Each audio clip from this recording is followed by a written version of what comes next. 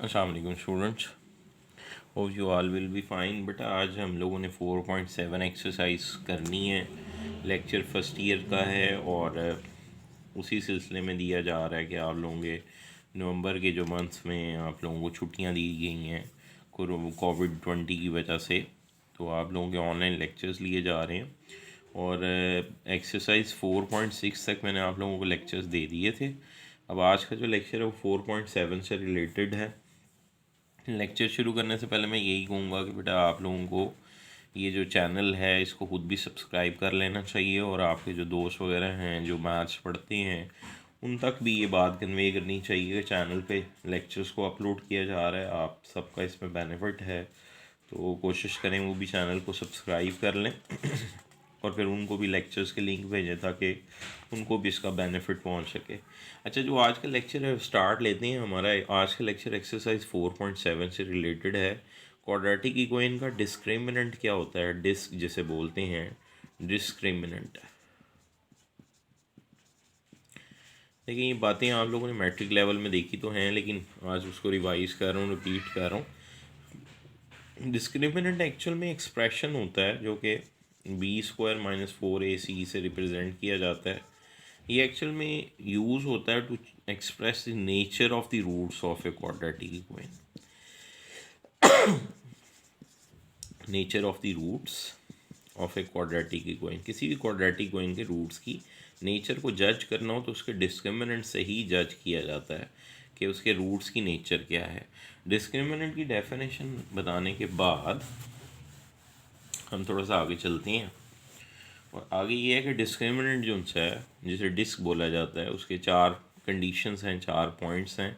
अगर discriminant greater than 0 हो तो जो दो रूट्स किसी क्वाड्रेटिक इक्वेशन के आते हैं वो दोनों के दोनों both will be distinct and real, यानी डिफरेंट भी होंगे और रियल भी होंगे। रियल मीन्स आप लोगों को मैं एग्जांपल के तौर पे ये बता दूं, जैसे कि कोई मेरे पास x² + 7x + 12 = 0। अगर कोई कहता है इसको सॉल्व करें तो इसके दो फैक्टर्स बनते हैं x+3 और x+4। दोनों को बारी बारी सिफर रखें तो एक रूट आता है -3, एक आता है -4। ऑब्वियसली दोनों जो उनसे हैं वो डिफरेंट हैं यानी डिस्टिंक्ट हैं, और दोनों में आयोटा नहीं है यानी दोनों रियल हैं। तो ये बताना चाह रहा हूँ कि डिस्टिंक्ट एंड रियल होंगे रूट्स अगर डिस्क्रिमिनेंट ग्रेटर देन 0 का। मसलन मुझे कोई कहता है इसकी रूट्स की नेचर बताओ, तो बजाय इसके कि मैं इसको सॉल्व करूँ मैं जस्ट इसका डिस्क्रिमिनेंट चेक करूँगा, which is b² - 4ac। Okay, a यहाँ 1 है, b यहाँ 7 है, तो 4 के साथ a और c यहाँ 12 है, तो उसको मैंने चेक किया तो मेरे पास आंसर 1 आ रहा है विच इज़ ग्रेटर देन 0। तो ये तरीका है, डिस्क्रिमिनेंट अगर ग्रेटर देन 0 होगा तो रूट्स जो उनसे हैं वो रियल भी होंगे और डिस्टिंक्ट भी होंगे।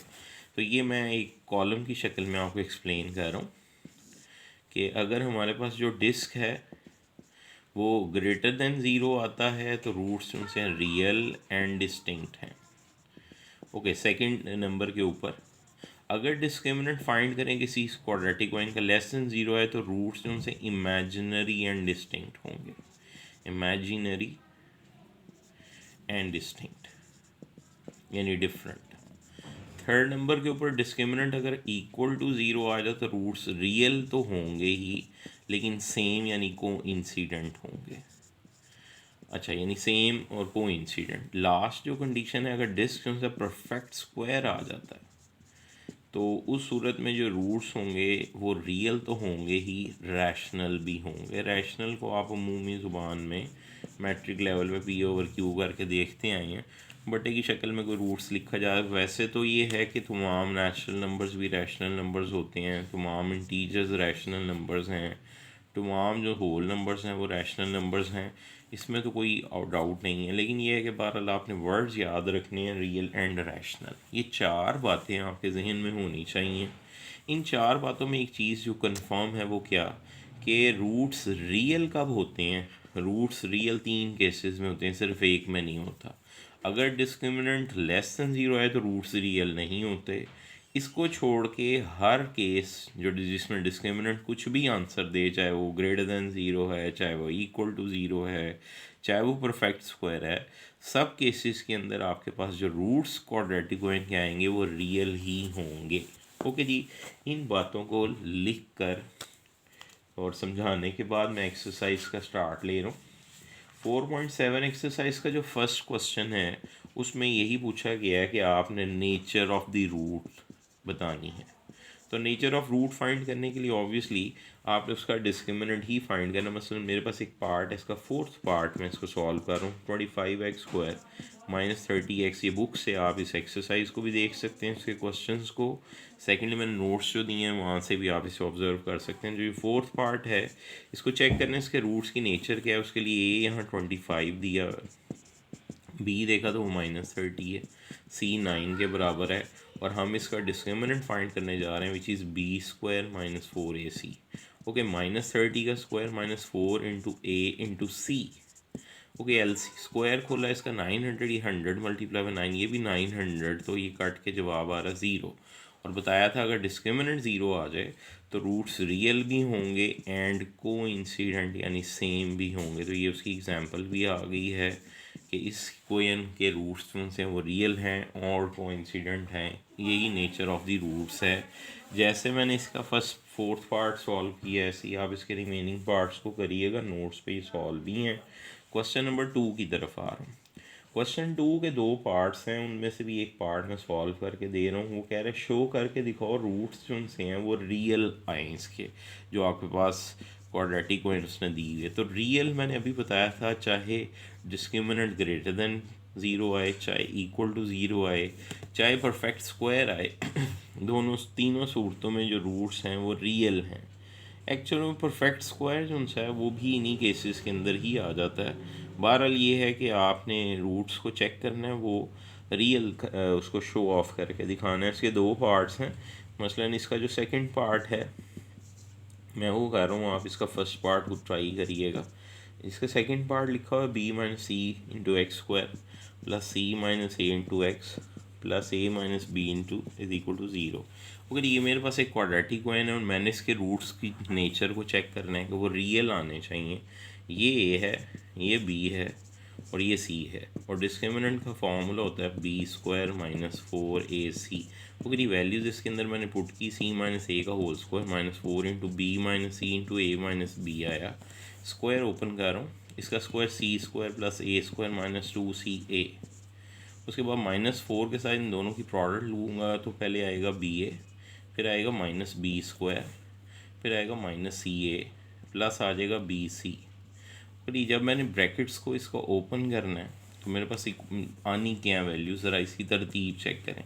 सबसे पहले नंबर पे तो a² मैंने लिख दिया, फिर ये -4 जब इससे मल्टीप्लाई होगा तो फिर आ जाएगा +4b², फिर ये c² वाली टर्म आ गई। उसके बाद ये -4ab वाली टर्म आ जाएगी, -4ab। उसके बाद -4bc वाली टर्म आ गई। लास्ट में ये -2ca और ये +4c है तो ये +2ca बचता है। तो ये जो जमा माइनस किया है इसका प्लस माइनस करने के बाद जो शेप आ रही है आंसर की वो ये आ रही है। अब इसको अगर आप गौर से देखें तो ये लिखा हुआ है a-2b + c का होल स्क्वायर। अगर आप इसका स्क्वायर ओपन करेंगे तो आपको नज़र आएगा कि ए स्क्वायर यही बनता है। और ज़ाहिर है थोड़ी प्रैक्टिस चाहिए किस चीज़ का स्क्वायर उसको ऑब्ज़र्व करना है आपने। इसका मतलब ये है कि मेरे पास ये एक परफेक्ट स्क्वायर की शक्ल में आ गया, और अगर परफेक्ट स्क्वायर आ जाएगा तो ऑब्वियसली, और वैसे भी स्क्वायर किसी चीज़ का नेगेटिव हो नहीं सकता, तो डिस्क्रिमिनेंट ऑब्वियसली ग्रेटर देन और इक्वल टू 0 ही बनता है। लिहाजा रूट्स इसके वाकई ही रियल हैं। नोट से आप इस क्वेश्चन को भी टैली करिएगा। क्वेश्चन का नंबर था क्वेश्चन नंबर 2। मैंने चलना है क्वेश्चन नंबर 3 की तरफ। ओके, क्वेश्चन 3 के ऊपर उसने ये वाज़िया लिखा हुआ है कि आपने चेक करना है कि रूट्स रैशनल हैं। इसके जितने भी पार्ट्स, इसके 2 पार्ट्स हैं और इसको भी रैशनल चेक करना है, तो फिर इसका मतलब डिस्क्रिमिनेंट परफेक्ट स्क्वायर दिखाना है। This should be perfect square. अगर मैंने क्वाड्रेटिक कोएफिशिएंट जो 2 पार्ट्स में दी हुई हैं उनका डिस्क्रिमिनेंट परफेक्ट स्क्वायर दिखा दिया तो ऑब्वियसली उसके रूट्स रैशनल होंगे। उसके 2 पार्ट्स में जो सेकंड पार्ट है वो मैं पहले करके दिखा रहा हूँ, फर्स्ट पार्ट आप लोग ट्राई करिएगा।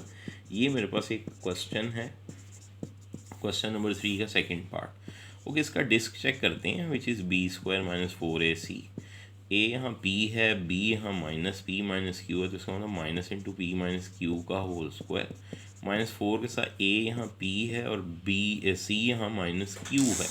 ओके, इसका स्क्वायर खोलोगे तो आपके पास आ जाएगा P square plus Q square -2pq, और ये मल्टीप्लाई करेंगे तो +4pq।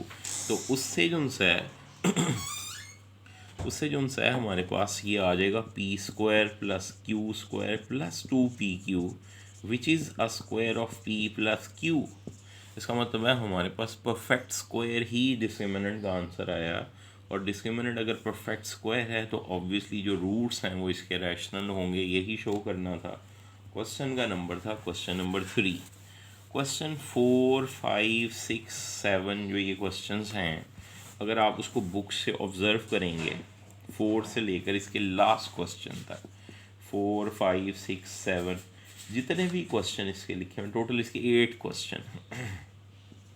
उन सब क्वेश्चन में, 5 क्वेश्चंस में एक बात कॉमन है कि हर क्वेश्चन के अंदर सवाल के ऊपर उसने ये मेंशन किया है वाज़िया कि जो रूट्स हैं वो रियल हैं, रूट्स जो उनसे हैं वो इक्वल हैं, कोइंसिडेंट है। इक्वल का मतलब बताया था, डिस्क्रिमिनेंट उसका किसके बराबर है, 0। इसका मतलब है रूट्स उसने खुद बता दिया है कि हर पार्ट में, हर क्वेश्चन में उसने खुद कहा है कि जो क्वाड्रेटिक इक्वेशन दी हुई है उसके रूट्स जो उनसे इक्वल हैं। आप ये प्रूव करके दिखाएं अगर रूट्स इक्वल हैं तो गिवन आंसर उसने लिखा हुआ है कंडीशन की शक्ल में, इनके जवाब चेक करके दिखाने हैं। तो एक चीज़ तो कंफर्म है, अगर रूट्स इक्वल हैं तो डिस्क्रिमिनेंट को 0 पुट करना है, यानी b² - 4ac को 0 पुट करना है हर क्वेश्चन में, चाहे वो 4 है, चाहे 5 है, चाहे 6 है, चाहे 7, चाहे 8 है। तो पहले नंबर पर मैं 5वां क्वेश्चन करके दिखा रहा हूँ, 6वां भी करके दिखाता हूँ, 7वां भी करके दिखा देता हूँ। जो 4 और 8 क्वेश्चन है वो आपने खुद भी इसका ट्राई करना है। क्वेश्चन नंबर जो 5 है, ज़रा उसकी तरफ ध्यान आ जाए सब लोगों का। क्वेश्चन लिखा हुआ है, वो कहता है x² + mx + c का whole square is equal to a²। वो कहता है शो करके दिखाओ इसके रूट्स इक्वल अगर हों तो c² इज इक्वल टू, ये कंडीशन ला के दिखानी है, रूट्स इसके इक्वल हैं। तो पहली बात तो ये है कि क्वेश्चन को गौर से देखें तो क्वाड्रेटिक इक्वेशन की प्रॉपर शक्ल नहीं लिखी हुई। पहले इनके स्क्वायर्स को ओपन कर रहा हूँ, ये स्क्वायर ओपन किया तो आएगा m² x² + c² + 2mcx, और ये a² दूसरी तरफ आके माइनस हो गया। अब अगर गौर से देखें तो इन दोनों में x² कॉमन है, अंदर आएगा 1 + m² प्लस फिर x वाली टर्म आएगी 2mcx, और लास्ट में बगैर x वाली टर्म c² - a² इक्वल 0 आ गई। तो ये है वो इक्वेशन जिसके बारे में उसने रूट्स इक्वल का जिक्र किया है। फॉर इक्वल रूट्स, अगर रूट्स इक्वल हों इसके तो इसका मतलब है इसका discriminant should be equal to 0। Discriminant होता है b² - 4ac, और जो कि 0 रखना है। ओके जी, b² का मतलब है कि 2mc का होल स्क्वायर आएगा, -4 के साथ a का मतलब है 1 + m² आएगा, और c का मतलब है c² - a² आएगा इज इक्वल टू 0। ओके, पहले इसका आप स्क्वायर खोलेंगे तो हमारे पास पहले आएगा 4m² c², उसके बाद -4 के साथ जनाब ये दोनों चीज़ों की प्रोडक्ट लिख रहा हूँ, पहले 1 के साथ दोनों मल्टीप्लाई तो c² - a² plus m² c², और लास्ट में -m² a², और ये सारी चीज़ 0 के बराबर। अगर आप गौर से देखें तो पूरी इक्वेशन में 4 कॉमन है। 4 पर डिवाइड करने के बाद ज़रा इक्वेशन ओपन कर रहा हूँ, जब 4 पर डिवाइड किया ये 4 भी फिनिश और ये भी फिनिश, इसका मतलब बचेगा कि आपके पास m² c² - c² plus a² -m² c² और लास्ट में plus m² a² is equal to 0। ये टर्म्स भी आपस में कैंसिल हो जाएंगी। जो चीज़ बच गई है, मुझे आंसर में पहले c² दिखाना है, ये नेगेटिव c², उधर जाके प्लस c² हो गया। इधर एक a² बचा और एक m² + m² a² बचा, इन दोनों में a² कॉमन निकाला तो मेरे पास ये रिक्वायर्ड आंसर आ गया जो मैंने प्रूव करना था। तो यही हम लोगों को आंसर इसका शो ऑफ़ करना था जो मैंने अभी दिखाया है। आप इसको टैली भी कर सकते हैं, नोट्स पे मौजूद है, क्वेश्चन सॉल्व हुआ हुआ, वहाँ से भी इसको ऑब्ज़र्व कर सकते हैं। क्वेश्चन का नंबर था 5। जैसे क्वेश्चन 5 किया है ऐसे ही क्वेश्चन 6 है, ऐसे ही क्वेश्चन 7 है, ऑलमोस्ट ये सारे क्वेश्चन बिल्कुल एक जैसे हैं। बहरहाल मैं क्वेश्चन जैसे मैंने 5 सॉल्व करके दिखाया है, मैं क्वेश्चन 6 भी सॉल्व करके दिखा रहा हूँ, उसको भी ज़रा आप लोग ऑब्ज़र्व कर लें कैसे उसको सॉल्व करना है। क्वेश्चन का नंबर है question number 6। Okay, question number 6 की तरफ ध्यान आ जाए सब लोगों का। क्वेश्चन नंबर जो 6 है वो लिखा हुआ है शो दैट रूट्स इसके भी अगर इक्वल हों तो कंडीशन कोई दी हुई है। इक्वेशन है एम एक्स प्लस सी का whole square is equal to 4ax, और रूट्स जब इक्वल हों तो कंडीशन आनी है C is equal to A over M. पहले तो उसी तरह स्क्वायर खोलें इसका, तो आएगा M square X square plus C square plus 2mc(x), ये 4ax उठा के इस तरफ ले है। ओके जी, सबसे पहले हाईएस्ट पावर है एम स्क्वायर एक्स स्क्वायर वाली। उसके बाद इन दोनों में सिर्फ अभी फ़िलहाल मैंने x कॉमन निकाला 2mc-4a, और बगैर x वाली जो टर्म है वो सिर्फ एक है C square is equal to 0।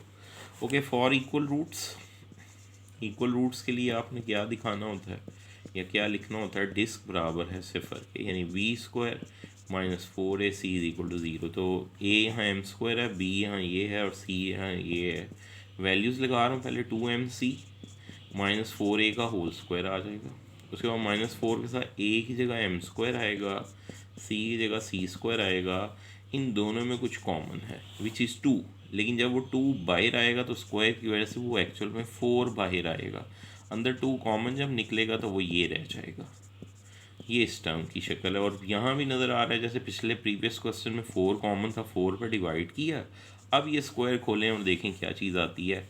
Square खोलेंगे तो आएगा M square C square plus 4a² -4amc, और लास्ट में जनाब -m² c² is equal to 0 आ जाएगा। तो ये टर्म्स बची हैं जो मैंने आपके सामने लिखी हैं, ये और ये कैंसिल हो जाएगा। पूरी जो 2 टर्म्स बची हैं उनमें, यानी पूरी इक्वेशन में 4a कॉमन उस पर डिवाइड किया तो यहाँ आएगा a -mc, वहाँ से a is equal to mc आ जाएगा और c की वैल्यू a/m आ जाएगी। और यही हम लोगों ने प्रूव करनी थी, c की वैल्यू a/m है।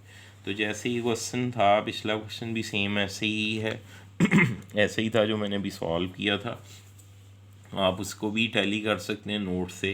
क्वेश्चन का नंबर था क्वेश्चन नंबर 6। मैंने चलना है क्वेश्चन नंबर 7 की तरफ, वो भी सेम ऐसा ही है। बहुत हैं ये क्वेश्चन, इनको आप लोग ऑब्ज़र्व करें, देखें। क्वेश्चन जैसे समझाए हैं मैंने ऐसे ही आपने क्वेश्चन 4 क्वेश्चन 8 टैली करके उसको सॉल्व करना है। क्वेश्चन नंबर 7 की तरफ आ रहा हूँ। क्वेश्चन 7 है मेरे पास x² / a² plus mx plus सी का होल स्क्वायर ओवर लिखा हुआ b² इज इक्वल टू 1। वो कहता है इसके भी रूट्स अगर इक्वल हैं तो कंडीशन ला के दिखाएंगे c² is equal to a² m² plus b²। तो सबसे पहले तो उसी तरह इसकी पहले शक्ल जो सी वो सही तरह उसको डिफ़ाइन करें, जिसमें नज़र आए कि पहले x² वाली टर्म है, फिर x वाली है, फिर बगैर x वाली है। तो इसका भी एलसीएम पहले मैंने ले लिया। a² कैंसिल तो b² के साथ x², b² कैंसिल तो a² के साथ mx प्लस c का होल स्क्वायर, ये सारी चीज़ 1 के बराबर। ये ऑब्वियसली उधर जाके मल्टीप्लाई होगा, यहाँ रहेगा b² x² a² के साथ mx प्लस c का whole square is equal to a² b²। Okay जी, अब आपने इसका स्क्वायर ओपन करना है और जो जो टर्म्स है उसको a² से मल्टीप्लाई करना है। इक्वेशन की शक्ल आएगी b² x² a² m² x² a² c² 2mc(x) आएगा तो a² से ज़रूर होकर 2a² mc(x), और ये a² b² दूसरी तरफ आके माइनस हो गया। ये मेरे पास इक्वेशन की शक्ल है। अब यहाँ इन दोनों टर्म्स में x² कॉमन है, अंदर आ रहा है b² प्लस a² m², फिर उसके बाद बगैर x वाली टर्म है 2a² mc(x), और लास्ट में जनाब ये दोनों टर्म्स हैं जिनमें x नहीं है, एक a² c² है, एक a² b² है। तो ये वो क्वाड्रेटिक इक्वेशन है जहाँ से आगे आपने उसी तरह क्वेश्चन 4-5 की तरह फॉर इक्वल रूट्स का लफ्ज़ लिख के डिस्क को किसके बराबर आपने पुट करना है, सिफर के। डिस्क है क्या b² - 4ac is equal to 0। वो करी a ये है, b ये है c ये है, वैल्यू लगा रहा हूँ। b की जगह आएगा 2a² mc उसका होल स्क्वायर, 4 के साथ a की जगह आएगा b² प्लस a² m², और लास्ट में c की जगह आपने वैल्यूज़ की पुट करनी है a² c² minus a² b²। Okay, a² c² minus a² b², ये मैंने यहाँ इसकी वैल्यू भी पुट कर दी। ओके, सबसे पहले इसका स्क्वायर खोला तो आया 4a4 m² c²। 4 के साथ गौर से देखें तो ये B square plus A square M square है, और इस ब्रैकेट में ए स्क्वायर कॉमन भी आ रहा है। अब आप चेक करें तो एक टर्म ये है और एक टर्म ये है, इन दोनों में कुछ कॉमन है विच इज़ 4a²।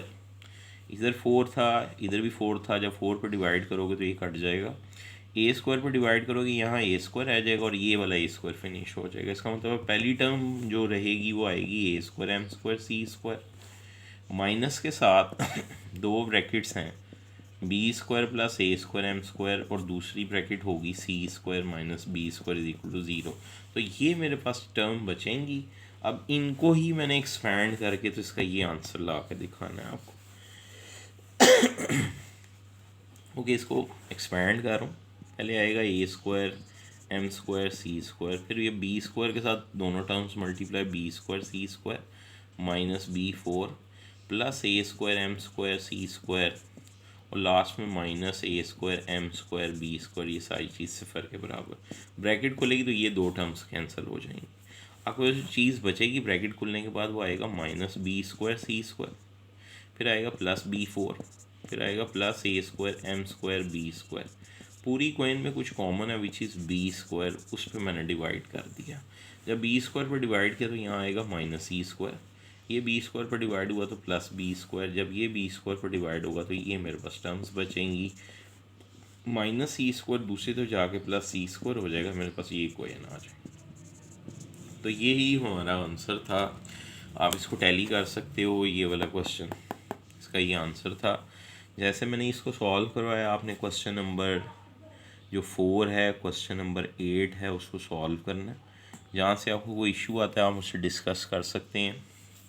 और लेक्चर के एंड पे मैं यही कहूँगा कि बार बार एक ही बात कही जा रही है, क्वेश्चन जब समझाता हूँ तो बैठ के इसको आप लोग प्रैक्टिस किया करो, अपने क्वेश्चंस को साथ साथ इसकी तैयारी करो, क्योंकि आपका सिलेबस इतना ज़्यादा है कि अगर आपने इसको साथ साथ प्रिपेयर ना किया तो ऑब्वियसली आपके लिए एक बहुत बड़ा बर्डन बन जाना है at the end of the year. तो इस वजह से मैं सबको समझा रहा हूँ कि आप अपने सिलेबस को साथ साथ रिवाइज़ करो। हम लोगों ने चैप्टर 9 से 14 कर लिए हैं, हमने चैप्टर 5 किया हुआ है, अब हम चैप्टर 4 कर रहे हैं। तो इसका मतलब है आप लोगों के आलमोस्ट उनसे 8 चैप्टर्स हो चुके हैं। तो इस वजह से 14 में से 8 आपने कर लिए हैं ऑलमोस्ट। तो जब आपने कोरोना की जो पेंडेमिक सिचुएशन चल रही है, इसके एंड पे जब आपने कॉलेज में आना है तो फर्स्ट सेकंड थर्ड भी इंशाल्लाह होपफुली मैंने आपको करवा देने हैं। तो यूँ आपके तकरीबन कोई 11 चैप्टर्स हो गए होंगे, तो उसकी रिवीजन बहुत ज़रूरी है। इस वजह से समझा रहा हूँ सब स्टूडेंट्स को कि साथ साथ अपने सिलेबस को रिवाइज़ करो। जो हमारा नेक्स्ट लेक्चर होगा 4.8 एक्सरसाइज से रिलेटेड, वो जो क्वेश्चंस हैं उनके अंदर अब आपके पास सिस्टम ऑफ इक्वेशंस आ जानी है, यानी आपके पास दो इक्वेशंस आ जाएंगी। आपने उन दो को सॉल्व करना है और फिर उनका सलूशन फाइंड करना है, सलूशन सेट लिख के दिखाना है। एक्सरसाइज 4.8 और 4.9 जो है वो मैंने 5 टाइप्स में उसको डिवाइड कर देना है। तो उसके ऊपर हमारा जो नेक्स्ट लेक्चर है वो चलेगा। उसके बाद आपने 4.10 के कुछ क्वेश्चंस करने हैं एज अ शॉर्ट क्वेश्चन, जो मैंने आपको पहले भी बोला हुआ है, तो उनके ऊपर मैं बात करूँगा। फ़िलहाल जो लेक्चर दिया है उसको सब लोग देखें, और फिर अगर कोई इशू है तो मुझसे डिस्कस करिएगा, इंशाल्लाह फिर बात होती है। अल्लाह के हवाले।